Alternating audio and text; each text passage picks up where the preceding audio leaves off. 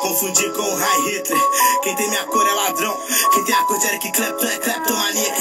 Na hora do julgamento, Deus é preto e brasileiro. E pra salvar o país, cristão ex-militar que acha que mulher reunida é puteiro, machista, tá osso. E até eu que sou cachorro não consigo mais roer. Esse castelo vai ruir. Eles são fracos, vão chorar até se não doer. Não queremos seu futuro, somos o presente. Na chamada professora de Pantera Negra, eu respondo o presente. Morreu mais um no seu bairro, e você preocupado com a buceta branca. Gritando com a preta, sou eu quem te banca. Assustando ela, sou eu quem te espanca. Mas com back bom, profissão nenhuma exige canalize e pernas. Sustenta a família exige que tu faça planos. Dizem que sofri, duro como uma pedra. Rasgam fácil, parecem feitos de pano. Tô olhando da janela, sociedade escrota. Caras que pagam de macho, com pau na boca. Bando de pau no cu, bando de pau no cu. Nesse quesito serão premiados, ó com cu. Eu critico igual cartoon do Refil. Com esse Danilo Gentili eu não vou ser gentil. Te informando no Jornal Nacional, talvez por isso que me chamam de sensacional. Tenho sido tão verdadeiro que prefiro não usar ouro e não ser falso em nada. Tem quem fica vendo navios e tem quem chega longe de jangada. Sensação, sensacional. Sensação, sensacional. Ei! Sensação, sensacional. Boa noite, pessoal. Fogo nos racistas. Boa noite, pessoal. Boa noite. Sejam bem-vindos a nosso ciclo de resistências em tempos de quarentena. Hoje nós vamos estar fazendo a continuidade dos nossos processos para a nossa unidade africana. Estamos aqui todos os dias mantendo a luta. Conseguem ouvir? Me digam aí se está conseguindo ouvir. Me digam aí, tá ouvindo?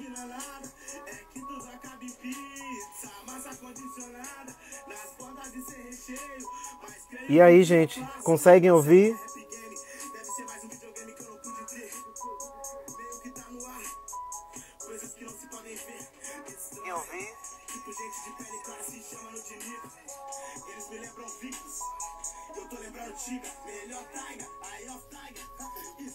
Bem, vamos lá.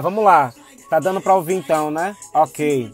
Hoje nós vamos estar fazendo a nossa live e vai ser uma live com ela, a Helênia Santana. Hoje vai estar com a gente aqui fazendo a sua intervenção e a Helênia Cardoso vai trazer uma grande reflexão pra gente, né? E aí a Helênia Cardoso é essa pessoa que vocês estão vendo aí. Uma sensação sensacional com seu filho Theo, esposa do Elmo. E aí a gente vai estar com ela hoje fazendo o nosso diálogo. Sensacional! E aí ela vai estar aqui com a gente hoje, né? Fazendo um debate muito importante, falando sobre a nossa potência preta, né? Quem estava aqui antes, a gente teve uma live com ela, com Bia, e foi importante também, porém a live caiu, né? Pela falta da internet aqui, do espaço daqui, e aí a gente teve aí um problema para continuar falando de resistências em tempos de quarentena, né?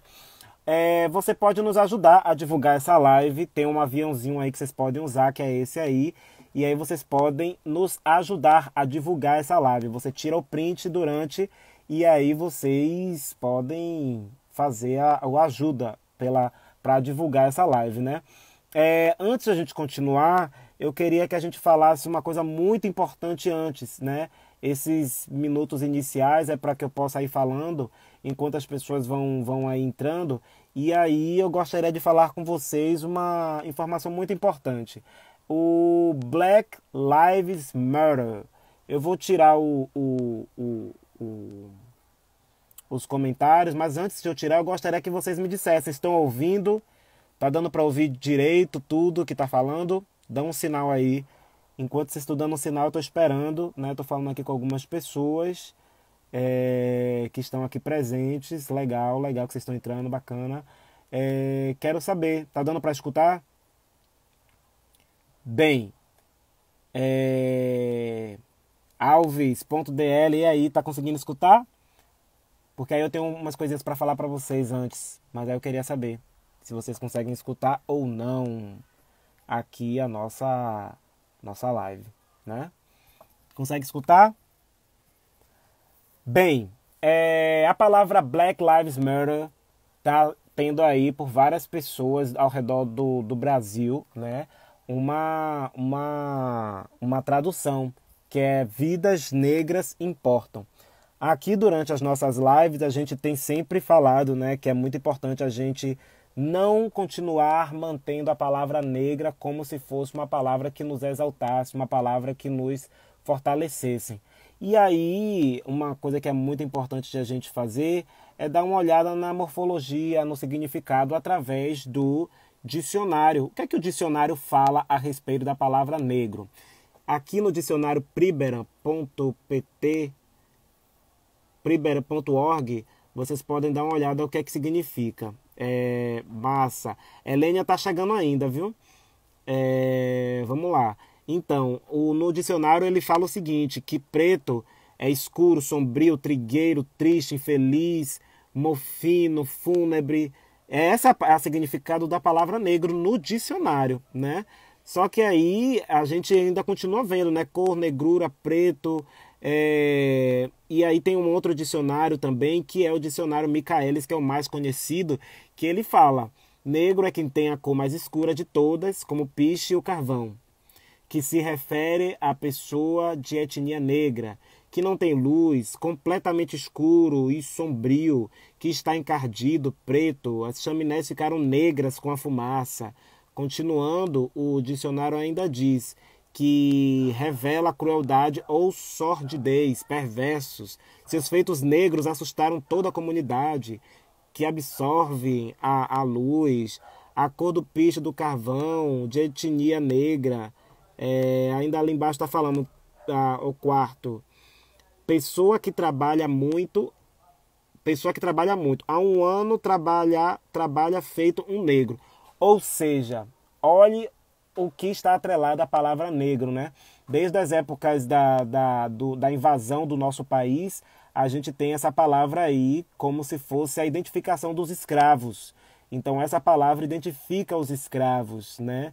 Só que a gente já está em outro patamar de compreensão do nosso povo, então a gente precisa cada vez mais pensar que o Black Lives Matter não dá mais para a gente traduzir como se fosse vidas negras importam, né?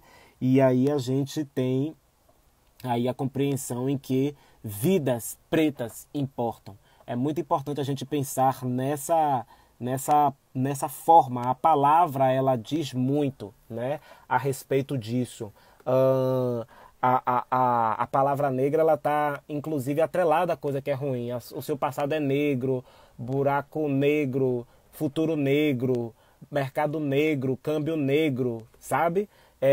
Então são coisas que estão muito atreladas a isso. A gente olhou no dicionário, mas nem sempre o dicionário é um espaço no qual a gente pode ter uma melhor compreensão. Então a gente resolveu convidar um africano, o Nabi Clifford, que tem aí uma parte, né, que vocês podem dar uma olhada. E o Nabi Clifford conversou com a gente aqui no dia 22 de maio.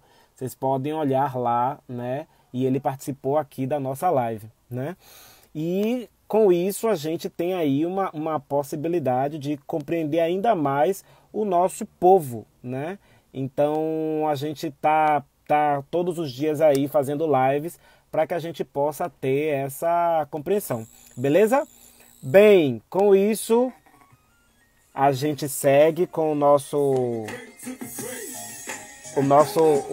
encontro aqui. A temporada Malcolm X faz uma referência ao próprio Malcolm X, não é? Mas hoje nós estamos fazendo uma homenagem também ao dia do nascimento de Tupac, o brabo dos brabos. Hoje nós estamos homenageando ele, Tupac Amaru Shakur. Ele é mais conhecido pelos seus nomes artísticos de Tupac, né? Só em 2010 ele já tinha vendido mais de 75 milhões de cópias. Então imagine aí como é que ficou o mundo branco quando viu um preto fazendo sucesso, né? Então ele foi ator, ativista social, tem só para você ter uma ideia, os mestres dele eram pessoas como Malcolm X, Assata Shakur, né? Integrantes dos Panteras Negras. Então o cara fez muito, né?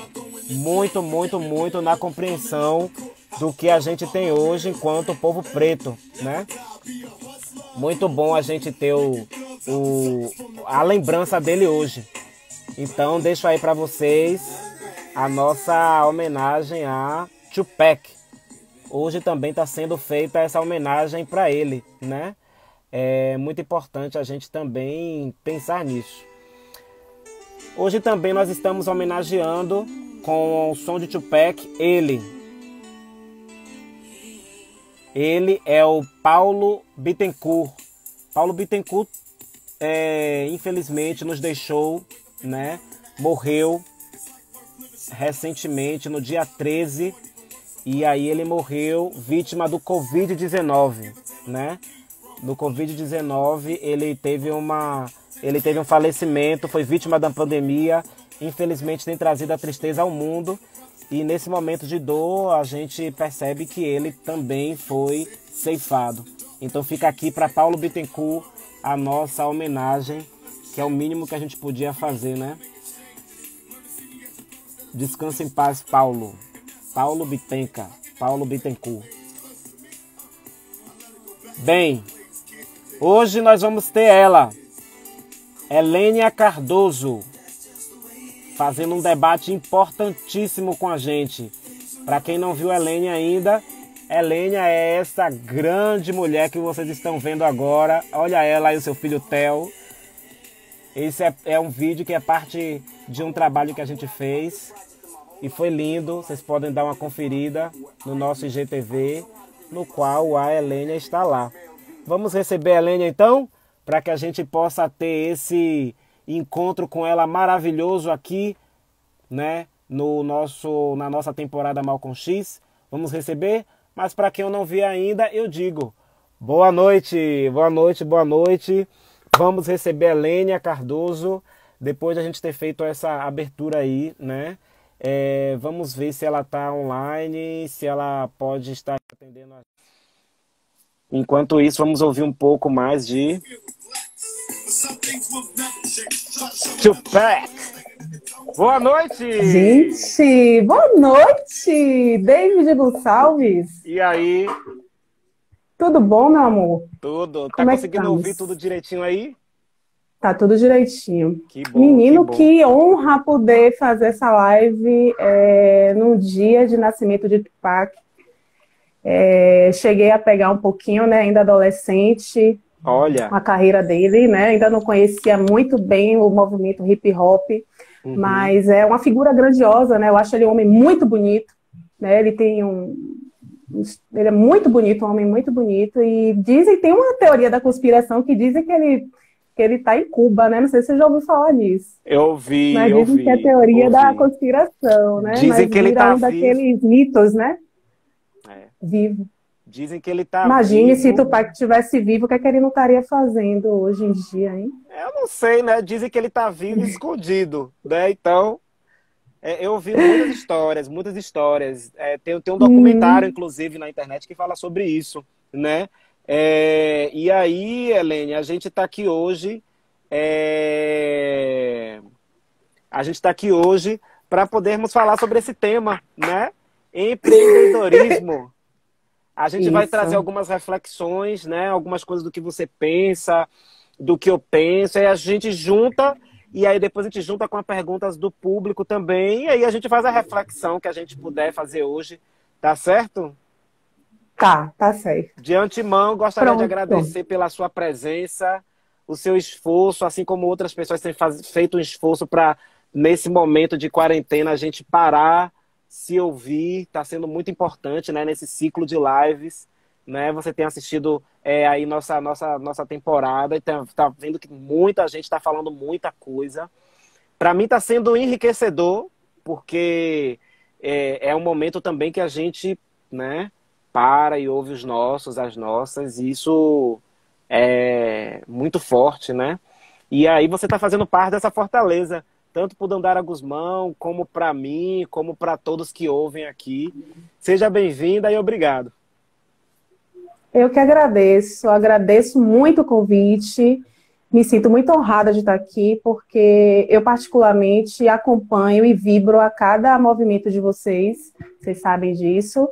Sou muito fã de você e da Liliane, e eu estou me sentindo muito honrada de estar aqui. Venho maratonando em todas as lives que vocês têm feito, e tenho aprendido muito. E para mim é uma honra estar aqui, podendo contribuir de alguma maneira, né? Nesse dia de hoje que você pegou esse ônibus virtual e veio aqui para Marechal Rondon, né? Você viu a live antes? A live de antes? Eu vi um pedacinho, mas daqui a pouco eu vou maratonar. Então hoje você decidiu pegar esse ônibus virtual e vir para aqui, para Marechal Rondon. Então é uma honra, outra, tá? uma coisa importante. Hoje a live é de Marechal Rondon. Tanto a Bia como a Helene. Isso, por isso que eu tô dizendo. Hoje ele decidiu pagar o ônibus virtual e vir para aqui, para Marechal Rondon. Para Marechal Rondon. Então, David, muito obrigada pelo convite. Meu nome é Lênia, para quem não me conhece, eu sou historiadora, sou formada em processos gerenciais, tecnóloga, sou microempreendedora. E hoje eu vim aqui tratar de um assunto que eu acho interessante a gente desmistificar e conversar e trazer outras luzes sobre esse assunto. Esse assunto está sendo um dos mais debatidos nessa pandemia, nessa quarentena, porque a gente sabe dos efeitos econômicos, quer dizer, a gente, na verdade, ainda não sabe dos efeitos econômicos que essa pandemia vai causar na economia do país. Então, a gente sabe que o país já vinha com uma retração, com uma recessão, e está despontando a questão muito do empreendedorismo, seja seu próprio chefe, abra um negócio. Essa é uma onda que já vem de 5 a 10 anos, vem sendo disseminado muito nas mídias. Eu creio que por falta do desfacelamento mesmo das relações de trabalho, a gente não pode deixar de considerar isso, mas eu creio que com a questão da pandemia, isso vai ser muito mais evidente. A gente vai ouvir cada vez mais falar sobre empreendedorismo, tá? Mas, para isso, a gente precisa trazer à tona algumas reflexões que eu tenho em relação ao assunto, para que a gente não reproduza algumas verdades que, de repente, não parecem não ser nossas. Então, minha proposta é essa. Quando a gente debater o tema como empreendedorismo como herança ancestral, eu vou discorrer sobre o tema, é só para a gente desmistificar algumas coisas que parecem que são novas, inovadoras, e que, na verdade, não é. Então, David, para começar, eu estava maratonando sobre, né, muitos das lives que você vem fazendo aqui, e um que me chamou muito a atenção foi um que você fez com Cíntia, que é uma contadora de histórias, né? E achei linda essa live, porque trata da infância, trata da nossa subjetividade, e mexeu muito comigo. Mas teve um momento que você falou algo que me chamou muito a atenção, sobre você na sua afro-infância fazendo a interpretação sobre a questão da escravidão aqui no Brasil. Você falou bem assim, nossos irmãos pretos são muito bestas por aceitarem pacificamente a escravidão. Então você, tendo contato com a escola, interpretando ao seu modo a história do país como lhe é contada, você tinha essa livre interpretação. Nós, enquanto criança, a gente não tem todas as ferramentas para nós fazermos uma interpretação da realidade de uma maneira mais lúcida, né? Porque ali está tendo o quê? O lúdico, né? Então você vê que mesmo numa criança, uma informação, a depender da forma que chegue, ela pode distorcer e interferir na questão da autoestima. Então, por que eu estou querendo dizer isso aqui? Eu creio que a gente ainda peca muito em contar a nossa história do ponto de vista do colonizador, tá? A gente conta muito ainda as histórias, né? Eu sei que existe, né, a Lei 10.639, existe já todo um movimento, mas ainda temos resultados ínfimos. Então, eu creio que se a gente começasse a contar a história do Brasil através do berço da civilização, que é a África, muitas coisas seriam diferentes, principalmente para a construção da autoestima das crianças pretas. Isso é algo que eu tenho pensado muito. O que é que eu quero dizer com isso, David? A ideia que se tem da África, de uma maneira de senso comum, é que a África, para o Brasil, era tão somente um continente que era fornecedor de mão de obra escrava para o país, né? Então, eu tive hoje uma oportunidade de participar falando sobre o racismo em escola, e um aluno chegou para mim e disse, olha, a professora pediu para eu fazer um mapa de um país pobre, e eu desenhei o mapa do continente africano. Isso é em 2020, gente, não é algo que foi há 25 anos atrás, quando eu era criança, tá? Então, isso ainda hoje, essas reproduções são feitas. Então, o que é que eu estou querendo dizer com isso? Tem uma frase do Abdias Nascimento que eu gosto muito, que ele diz, né, que o Brasil é um país de índios construído por negros a benefício dos brancos. Então, isso é uma ilustração do que é o Brasil. Então, quando se fala hoje em empreendedorismo, né, principalmente afroempreendedorismo, como se fosse algo totalmente novo, um nicho de mercado, e eu creio que não é. Por exemplo, se a gente for estudar a África pré-colonial, antes da chegada dos colonizadores, a gente vai encontrar principalmente toda a África ocidental, né, Daomé, Nigéria, Benin, Congo, a gente vai encontrar o que se chama de quitanda. Quitanda é uma palavra em Kibundo que quer dizer mercado de mulheres. Ou seja, todos os mercados populares, mercado de ruas, principalmente nessa África ocidental, era dirigido por mulheres. Então, as mulheres dominavam as rotas comerciais. As mulheres dominavam as diversas línguas para poder estar negociando com diversos fornecedores. As mulheres, elas vendiam produtos agrícolas, comidas prontas, roupas, tecidos, miudezas. Então, as mulheres, elas eram totalmente dominantes nesses mercados populares. Eram as mulheres que dominavam. Então, quando você ouve falar em quitanda, que a gente hoje utiliza aqui no Brasil de uma forma totalmente diferente, como se fosse um mercado de frutas e verduras em geral, não é. Originalmente, quitanda vem dessa língua chamada Kibundo, que quer dizer mercado de mulheres. Tá? Então, homens, por exemplo, eles plantavam, eles pescavam, eles iam para as guerras, e as mulheres é que dominavam o mercado, tá? Elas que mercavam, elas que dominavam as rotas comerciais. Então, todo esse processo vem a partir da figura da mulher, tá? Fora isso, eu descobri também que existe a figura das Ialodês. Que eram as Ialodês? Eram as donas do mercado. Tá? Eram elas que comandavam o mercado. Então, eram mulheres que tinham muito prestígio, tinham muita riqueza, e elas comandavam esses mercados, cada um nos seus reinos e nas suas regiões. Tá? Para você ter uma ideia, no que a gente tem de hoje como Angola, existia até o associativismo entre mulheres, que, por exemplo, quando a mulher estava para ter um filho, ela ficava resguardada, e as mulheres se uniam para poder estar financiando essa, vamos dizer, licença maternidade, para você ter uma ideia. Tá? Então, são práticas que vêm da era pré-colonial que não são disseminadas nas escolas, por exemplo. A gente não se conhece, né? Então, quando existe o sequestro colonial, o que é feito?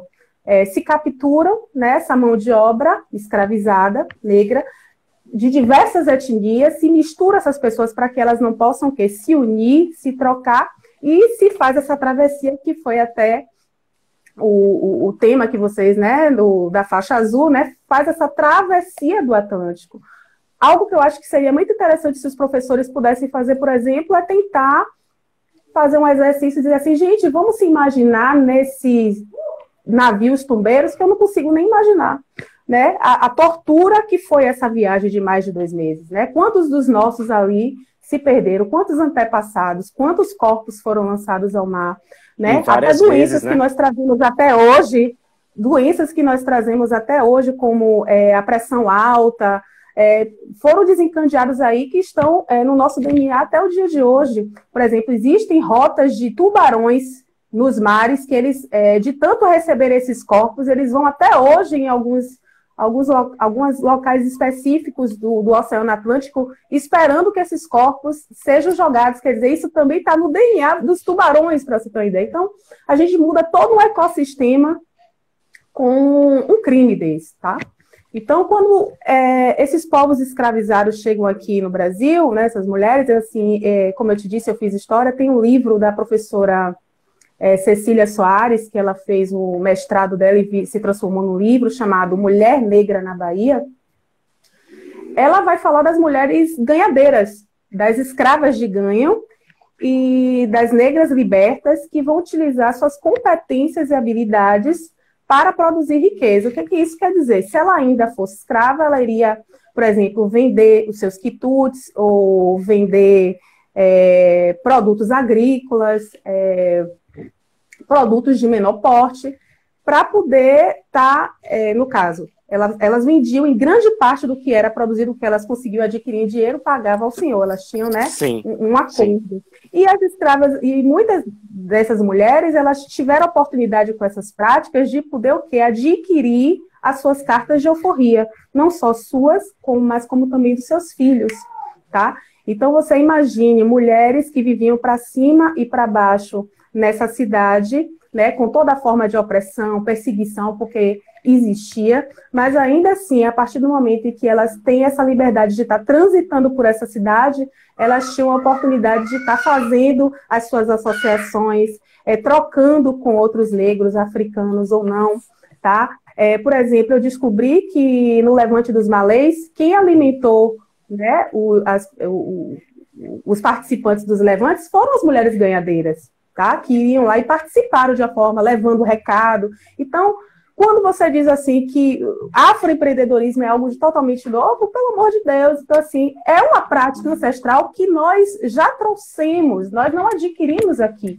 E quando você vai, por exemplo, olhar os classificados, né, porque tinham senhores de escravos que queriam adquirir esses escravos para poder estar mercando, eles já queriam que fossem ladinas, usa-se muito esse termo, e de boa figura, quer dizer, essa questão da boa aparência Ladinas já é isso? algo desde sempre. Ladina é assim, são pessoas que já têm grande experiência. Na verdade, eu creio que era assim, dotado de inteligência para poder mercar, porque mercar, você tem que ter todo um trabalho para poder de convencimento, de saber lidar com dinheiro, com troca. Então, como hoje, né? Esse ladino é um pouco, na época, meio que pejorativo. Tá? E também escravas de boa figura, ainda além de ser ladina, tinha que ser de boa figura. Entendi. Mas o que me chama mais atenção é que, por exemplo, se lá em África tinha a figura das Ialodês, que eram figuras, né, altamente com prestígio socioeconômico cultural, aqui no Brasil, como a gente já tem, né, um sistema patriarcal e machista, ainda que as mulheres tenham grandes habilidades na arte de mercar, elas não têm tanto prestígio quanto os homens, tá? Então, era uma coisa que eu queria trazer também. Então, para mim, essas práticas das mulheres estarem mercando, utilizando das suas competências e habilidades para produzir riqueza, tá? Para produzir subsistência, já é empreendedorismo. Porque empreender, David, é uma palavra que é advinda de uma palavra em francês que quer dizer habilidade para lidar com assumir riscos, tá? Empreender vem nisso, foi utilizada a primeira vez a primeira vez em 1725 pelo economista irlandês Richard Cantillon. E quando você vai olhar essa questão de assumir risco, eles vão se referir mais uma vez aos colonizadores que se lançaram aos mares e assumiram grandes riscos, como se outros povos originários de outros locais não tivessem também essas competências e habilidades, porque a partir do momento que você vai fazer qualquer instrumento, você vai aplicar suas competências e habilidades em qualquer feito, você não deixa de estar assumindo risco, tá? Então, empreender é algo inerente ao ser humano. De onde vem o ser humano? De onde somos originários? Então, não é algo novo, não é algo de 10, 20 anos para cá. Então, por exemplo, eu tenho um pouco de preocupação com esse nome. É afroempreender porque parece algo que o colonizador ocidental insiste tanto de fazer, de colocar nas caixinhas, né? Então, é algo, uma prática ancestral que nós já trouxemos conosco. Tá? E, por exemplo, As mulheres, muitas das vezes, iam para cima e para baixo nessa cidade. Não estou dizendo que as condições eram ótimas, não, viu, gente? Perseguição de agentes municipais, né? Perseguiam, faziam com que elas pagassem as licenças, porque desde a época, né, século XVIII, XIX, elas já tinham que pagar licenças para poder estar circulando pela cidade. Tinham as mulheres que faziam, né, mercavam seus produtos de forma itinerante, né, e tinham aquelas com ponto fixo. Então, assim, todo tipo de violência era cometido, tá? Mas ainda assim era uma forma de ter uma autonomia maior sobre as suas próprias vidas. Tá? E em relação ao empreendedorismo, né, eu entendo o empreendedorismo como uma tecnologia mesmo de sobrevivência, porque vamos fazer um salto aí nessa falsa abolição da escravatura em 1888. Sim. O censo que foi feito antes da falsa abolição da escravatura em 1888, que foi 1872, dá conta de que o Brasil tinha 58% de negros e de mestiços, tá? Então, quando é abolida a escravatura, simplesmente o projeto colonial chamado Brasil não absorve essa mão de obra, tá? Então, como diz Steve Biko, estávamos por nossa própria conta. E o que essas pessoas iriam fazer para poder se manter vivas, para poder, né, se manter? Empreender. Então, nós sempre empreendemos, desde sempre. Até antes mesmo da dita abolição. Isso, até mesmo antes da abolição. Né? A gente já chegou aqui com essas competências e habilidades e nós já utilizávamos para produzir riqueza, ainda que não fosse para nós mesmos, a princípio para o próprio senhor. Tá? Mas foi uma possibilidade de juntar dinheiro até mesmo para comprar sua carta de alforria. Tá? E o mais interessante é que é nesse contexto também que são formadas o quê? As irmandades. As irmandades. Sim, e as irmandades também se uniam para poder adquirir a carta de alforria para outros irmãos. Então você percebe que o nosso modo de mercar, ele não está na mesma lógica do capital que a gente tem hoje, né? Nossa, a economia ela é totalmente voltada para o social. Então, é isso. Quando a gente ganha essa liberdade sem assistência, a gente faz o que a gente sempre fez, empreender. Né? Vamos para as favelas, vamos para as comunidades e vamos produzir riqueza. Né? Eu nem digo riqueza, vamos produzir subsistência. Porque um país que nunca nos deu assistência, nunca nos absorveu a nossa mão de obra, nunca adotou políticas públicas de reparação, de herança. Então, quando se diz que, né, os negros, depois os pretos que foram libertados, ficaram a própria, eu nem gosto de usar a própria sorte, eu utilizo o próprio azar. Né? Então, para a gente perceber como essa necropolítica aí, ela já é formatada. Então, para isso, eu queria trazer duas leituras para a gente poder estar entendendo o Brasil, que são duas contradições que nos traz até esses movimentos que estão sendo feitos hoje para a gente poder entender. Tem duas leituras que eu acho importante a gente fazer, que é Casagrande Senzala, que não tem se falado mais tanto. O que é que Casagrande Senzala vai trazer, gente? A questão do mito da democracia racial, né? Que essa relação entre senhores de escravo e os próprios escravos era uma relação cordial, era uma relação romântica, e que dali surgia os miscigenados, e que muitas das vezes esse senhor, que é fruto do patriarcado, ele vai a depender, se ele tiver interesse, absorver essa criança mulata e vai o adotar ou não. Então tem toda uma romantização referente a esse mito da democracia racial que foi muito defendida por Gilberto Freire, mas a gente tem que entender também a época, né? O período que ele produziu essa obra, 1930, se eu não me engano. Então, mas só que o que eu quero dizer com isso, que esse falso mito da democracia racial, a gente colhe os frutos malditos até hoje, porque faz com que muitos mestiços e até próprios negros, que se aproximam mais da política de embranquecimento do Brasil não se identifica enquanto negro. E aí não fortaleça a luta de emancipação que a gente precisa fazer, que o Brasil ainda precisa fazer. Tá? E fora isso, Nina Rodrigues, né, que vai também desenvolver teorias raciais,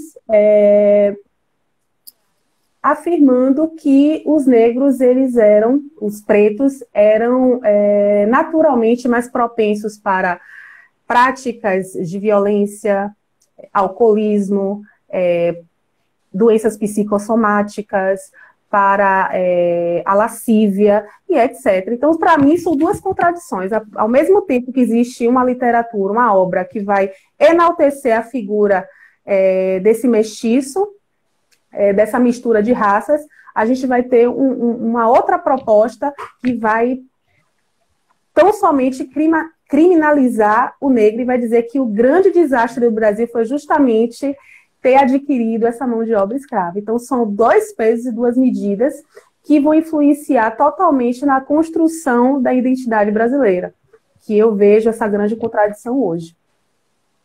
Uma coisa, Helênia, que você estava falando aí, que eu acho muito importante, é a imagem do colonizador.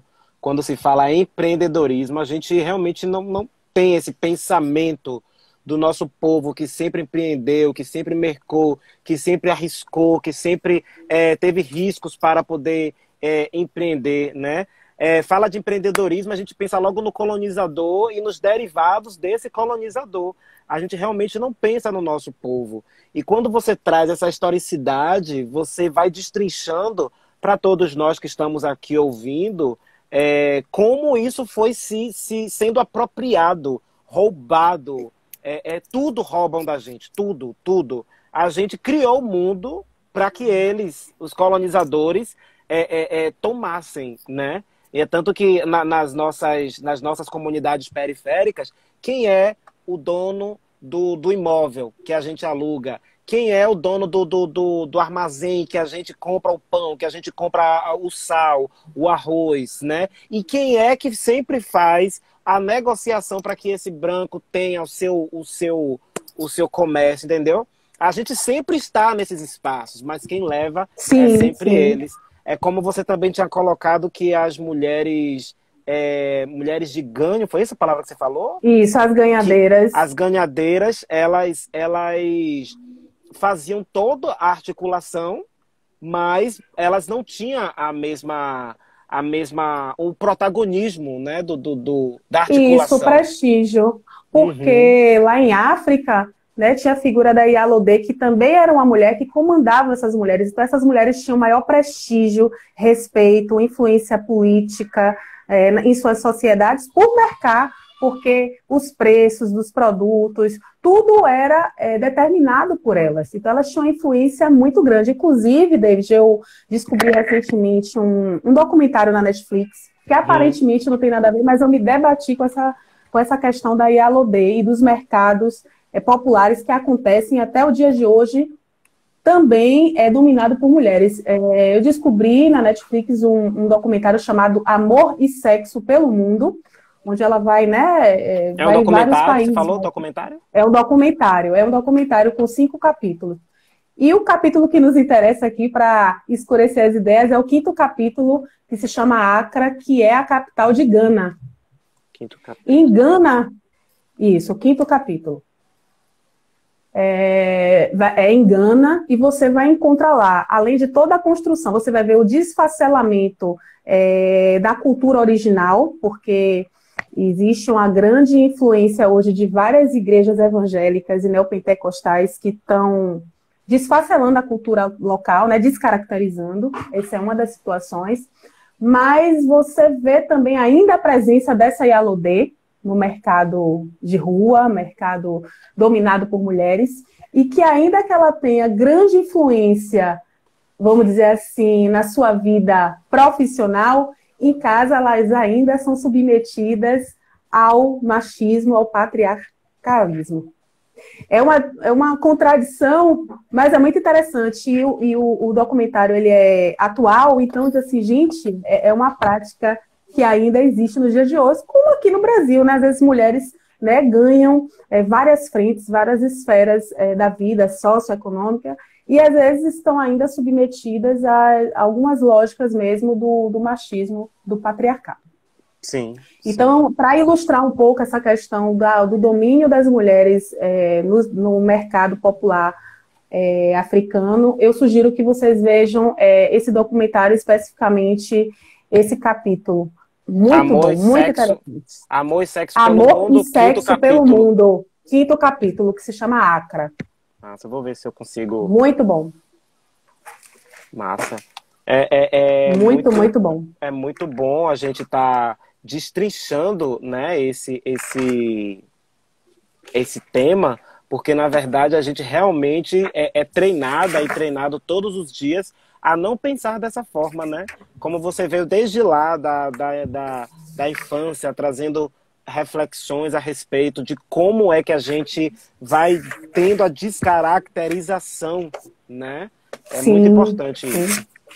E aí, uma outra coisa que a gente precisa também, David, colocar é que a partir do momento em que essa ex-mão de obra escravizada, ela é simplesmente descartada e jogada ao próprio azar, após ter, que ainda nós continuamos construindo a sangue e suor esse país, certo?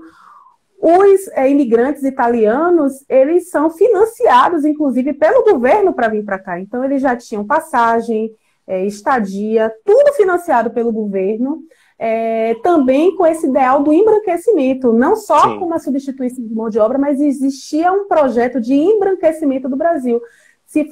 Foram esses negros que vieram pretos, tá vendo? Eu aprendi com vocês, ainda estou no embate da substituição da palavra. É um processo, eu estou nesse processo. Então, me entendam. Então, já existia ali incutido um projeto eugenista de estar, né, se o problema da civilização brasileira eram esses ex-escravizados, eles acharam essa solução com essa substituição de mão de obra que vieram não só para trabalhar, mas principalmente para resolver o problema do Brasil, o embranquecendo, o que a gente sabe que não aconteceu. Nós somos 52%.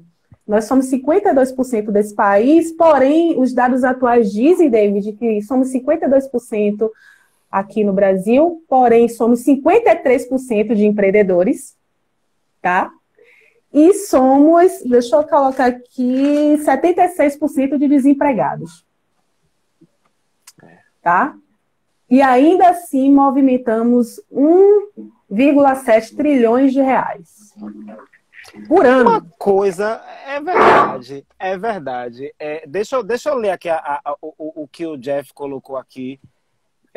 Não à toa os resultados de busca da palavra empreendedor no Google não encontramos diversidade. A figura é sempre o homem branco. É isso aí, Jeff Lubes. Jeff, que a gente estava no desfile, né? Jefferson, meu amigo, isso. Ele é um dos donos.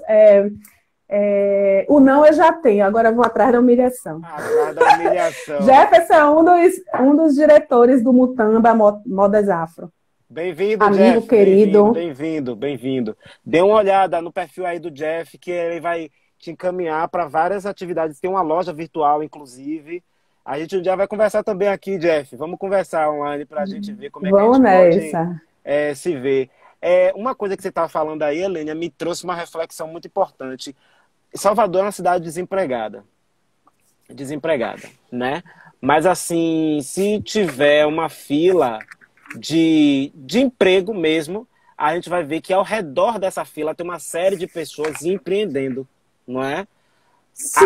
Arriscando, assumindo riscos, né? Se aquilo que está vendendo vai funcionar ou não vai. Muitas vezes o empreendimento é um assumir de risco tão grande, mas tão grande, que a pessoa não sabe se vai ganhar, se vai perder, mas está ali assumindo risco.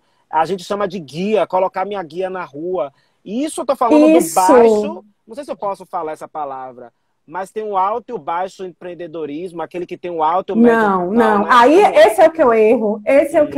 É empreendedorismo de qualquer maneira. É empreendedorismo. Você ou pouco dinheiro. Você colocou sua ideia para frente, você fez, saiu da inércia e executou. É empreender. Pronto. Tá? Não existe Fechou. esse baixo emprego. O que existe são agora instituições como o Sebrae, como as universidades, querendo abarcar essas iniciativas. É assim que eu entendo.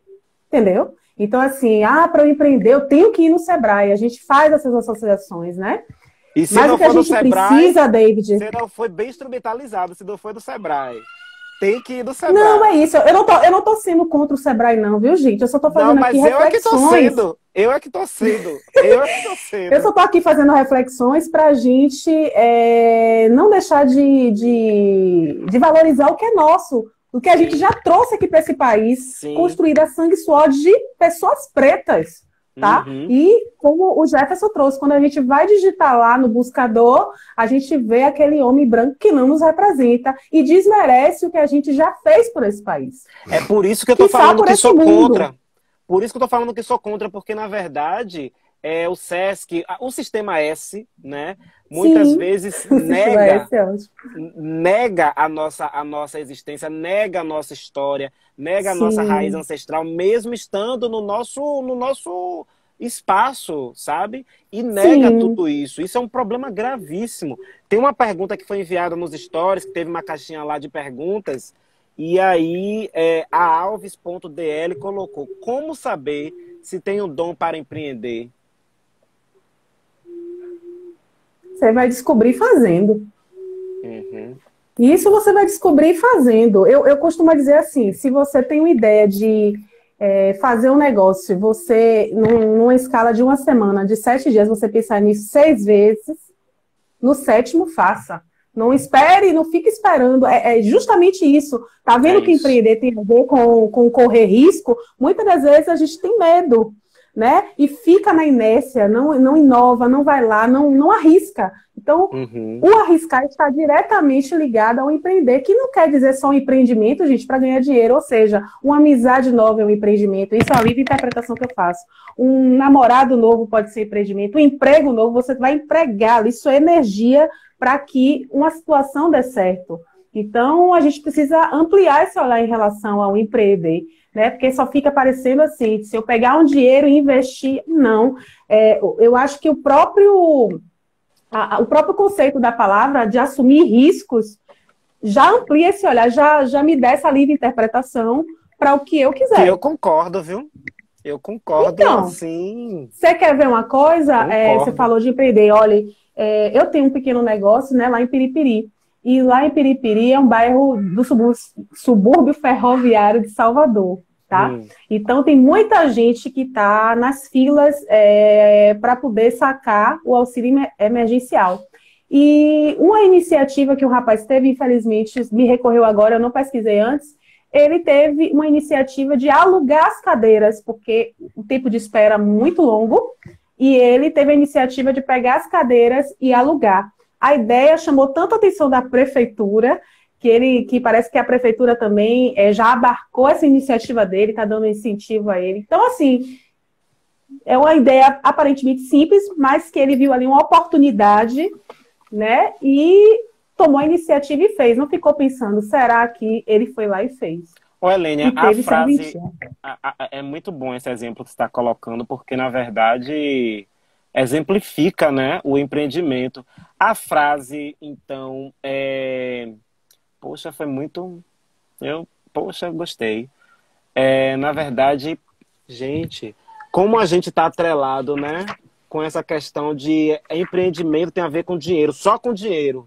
E aí, quando você traz essa reflexão de que não tem só a ver... Eu concordo com essa reflexão. Eu concordo.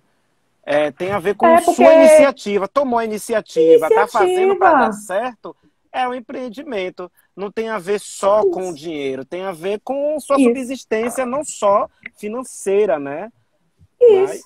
É porque nós estamos no mundo capitalista, David. Então, se a gente e não colonizador, né? aplicar isso, se a gente não monetizar tudo, entendeu? Boa. Para o Gente, capital não vale. Então, muito assim, bom. pegando esse gancho já e falando até do Sarau Marechal que eu fiz no ano passado, gente, no dia 20 de novembro, não deixou de ser Eu um tava. empreendimento. você estava, foi assim maravilhoso. Foi uma iniciativa que eu tive aqui em casa sozinha. Pensei em fazer aqui dentro da minha casa. Mas aí você me disse sim, Ana Jara me disse sim, tanta gente maravilhosa me disse sim. Eu digo, eu não posso ficar com isso aqui dentro da minha casa. Aí foi um empreendimento, não deixou. Eu juntei um grupo de amigos, o próprio Jefferson, Franciele, Ana Carol, Francis Cardoso, que é minha prima, é produtora cultural. E a gente empreendeu, quer dizer, teve pessoas ali que venderam a sua mão de obra mesmo, né? Por exemplo, Carol é cantora. No dia ela não cobrou, mas é o trabalho dela. Vocês que fazem teatro. Não houve um cachê ali, foi algo, né, para a gente conscientizar. Mas não deixa de ser um empreendimento, porque Sim. você gasta energia, Sim. você se planeja, você tem prazo. Então, ali foi um empreendimento, né? Não que não houvesse algum investimento ali em dinheiro, porque a gente sabe que, infelizmente, nada, né, não foi um alto investimento, mas a gente imprimiu ali toda a nossa energia para poder fazer o evento acontecer. E não deixa de ser um Empreendimento tipo é de isso, né, Lene? Empreendimento é isso, né? Assumir riscos, sem grana no início, e depois vai vendo estratégias de profissionalizar mais o trabalho. Isso. O trabalho já nasce profissional, mas você amplifica a visão, você já vê outras estratégias, é bem por aí mesmo. É isso. A Alves, que tinha mandado a pergunta antes, ela falou o seguinte: trabalhei em casa de família a minha vida inteira, em plena pandemia com 4 filhos para criar e fui demitida. Mas vejo isso pelo lado bom, porque surgiu em mim o lado de empreender. É isso, às vezes da necessidade, né? Ela vai aplicar ali competências e habilidades que, de repente, ela tinha interesse de fazer, tinha vontade, mas pelo fato de estar ali no certo, né? No trabalho que ela já sabia que Deixa um ia ganhar aquele comodismo, dinheiro né? certo, Acomoda aí um vai pouco. deixando, né? Tem pessoas que conseguem fazer várias coisas ao mesmo tempo, trabalhar e ainda empreender, o que eu acho maravilhoso. Mas o importante é Uhum. começar. O É importante é verdade. fazer, acreditar em você e sair do lugar comum. É verdade. Assumir o risco. Assumir o risco, assumir o risco. A Luana Underline Nascimento está falando, sensacional essa história. E ele ainda deu trabalho a outras pessoas porque não dava conta sozinho. Ela está falando daquele homem da cadeira, né? Luana! Isso, Luana, obrigada, viu, pelo prestígio, meu amor. Como é que você tá? Saudade de você. Então, Helênia, a gente ainda tem mais pessoas aqui e aí a gente já está quase finalizando esse primeiro bloco com as pessoas que estão aqui. Vamos falar com quem está aqui, né? A Vamos! Pintoresca, a Pintoresca tá aqui. Pitoresco! Denise na Veia da Nega, Luana Denise, que teve Nascimento. lá no Maternidades Plurais semana passada, deu um depoimento maravilhoso sobre o filho dela, sobre as. Né? Eu estou empreendendo, viu? Uma nova ideia junto com uma amiga minha chamada Tereza Montenegro, que é mãe Uhum. preta, assim como eu. E aí, ó, falou em empreender, né? A gente conversando no privado, ela me falou de um desejo que ela tem de dividir as experiências dela enquanto mãe preta na quarentena. E aí eu já vi a possibilidade, bora, vamos fazer. Para mim, não deixa de ser uma forma de empreendimento. Está Com certeza. monetizado, David? Ainda não, mas é um empreendimento de ideias. Tá? Verdade. E isso é Verdade. importantíssimo. Criando nossas próprias narrativas. Nós, pretos e pretas, fomos muito silenciados. E eu vejo esse momento, assim, um boom. Nunca consumi tanta narrativa preta. E estou muito feliz, muito honrada. Que bom. E é isso. Que bom, porque na verdade quando tem esse tipo de narrativas, a gente só amplifica a nossa visão, né? Sim. A gente amplifica a nossa visão, isso é muito bom. O Carlos Gibran também está aqui, o que falou sobre cuidado, né? Que teve aqui na live também. Alexandre Niterói, o Lúcio Tavora, Preta Underline Carol, Aninha Magalhães, Franciele Cruz.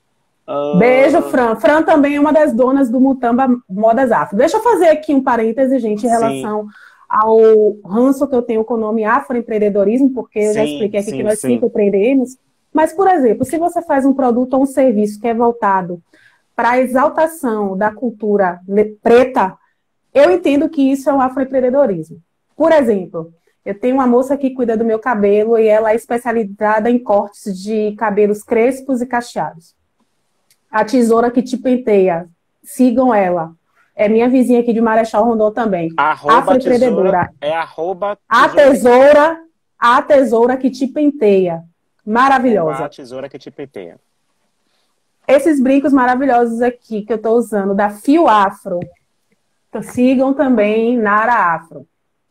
Para mim, ela é uma afroempreendedora. Mutamba Modas, que é um tipo de boutique, confecção, que tem o cunho também de identidade afro, brasileira. Concordo que seja. Por exemplo, tem um restaurante maravilhoso que se chama AG1 da Diáspora. Sim. Ele só funciona aos domingos, e cada domingo que você vai, a proposta é um único prato com entrada, prato principal e sobremesa de uma região africana. Então você vai ter uma experiência gastronômica africana. Para mim é afroempreendedor. É uma interpretação minha, eu sei que posso não agradar a todos, mas assim, eu acho que é importante a gente ter o livre pensar, e a partir do momento que eu revisito as minhas raízes, revisito a minha história e vejo tanto apagamento, eu tenho o direito de interpretar do jeito que me for conveniente mesmo. Sim. Sei que existe aí um boom do afroempreendedorismo, tem muita, né, tem a galera aí que está militando, e eu acho massa, acho legal, mas eu não acredito que todas as iniciativas que são feitas por homem e mulher preta nesse país é afroempreendedorismo, não, gente. É a minha interpretação. Entendi. Uma coisa, Helênia, deixa eu ver se você concorda ou não. O que você está falando, que o afroempreendedorismo ele tem uma linha com recorte racial, é isso? Certo, isso. Ou a palavra... Se o meu produto ou serviço ele enaltece a cultura afro-brasileira, vai enaltecer a autoestima de homens e mulheres pretos, eu entendo que seja afroempreendedor. Mas se não for um serviço como qualquer outro, vamos lá, eu trabalho, eu tenho uma pequena esmalteria, certo? Lá não tenho, eu atendo todos os tipos de pessoas e não tenho nenhum tipo de embelezamento de unhas que remeta à africanidade. Ainda que, David, eu descobri estudando sobre esmaltes que o hábito de se embelezar unhas é desde o Egito Antigo. Então, sim, meu amigo, tá tudo interligado. Da maquiagem também. África também. Pois é. Então, assim, desde o Egito Antigo que se embeleza unhas. Então, assim... Desde o Egito Antigo. O berço tá lá em África. Porém, eu não entendo o que eu faço hoje como afroempreendedorismo. Eu sou uma mulher preta que empreende. Entendi. O povo acha que só porque é negócio de preto é afro. Vamos então ficar com... Rapaz, essa mulher é rainha demais! Só podia ser Thaís. Com essa frase da Thaís, _ama221, a gente vai encerrar esse bloco e vai voltar, tá bom? Aqui já tá avisando que a gente precisa encerrar, porque já vai acabar, mas a gente encerra esse bloco e volta novamente, tá bom, Helênia? E tá bom, meu amor. A gente com isso vai ampliar ainda mais a nossa reflexão, tá bom? Clica Vamos no X lá, aí tá e bom. a gente se fala. Clique. Pronto, gente. Então, hoje, para quem não sabe, nós estamos fazendo uma homenagem também a ele, ao brabo dos brabos, Tupac. Hoje é dia de nascimento de Tupac, né? E a gente está aí com a Helênia Cardoso falando sobre empreendedorismo, né? Cada vez mais que a gente fala sobre isso, a gente se fortalece. Então, empreender é fortalecer o nosso povo. Estamos aí com a Helênia Cardoso, trazendo aí reflexões muito importantes. A gente vai encerrar essa live e volta daqui a pouco, tá certo? Aguarda a gente. Até mais.